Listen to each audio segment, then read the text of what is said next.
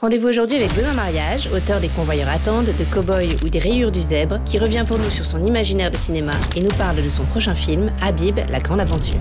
We love cinema.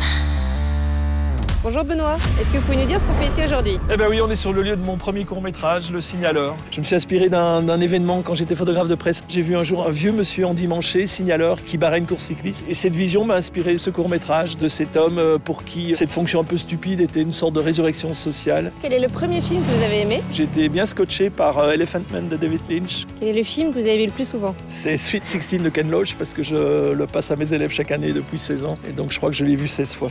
Est-ce qu'il y a un cinéaste dont l'œuvre vous a marqué? Krzysztof Kieślowski et son décalogue.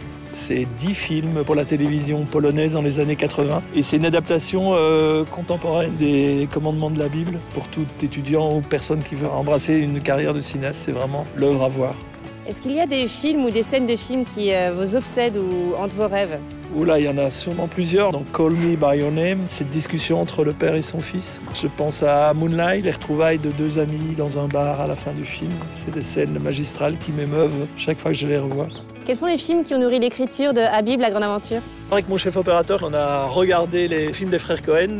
On s'est inspiré de cette forme particulière, notamment de l'utilisation des courtes focales pour aborder ce film. Est-ce que vous pouvez nous dire quelques mots sur Habib, la grande aventure?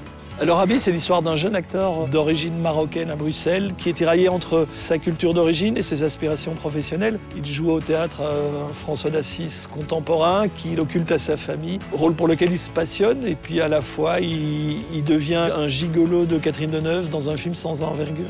Et paradoxalement, pour ce film dont il a un peu honte, il devient l'icône de sa communauté. Habib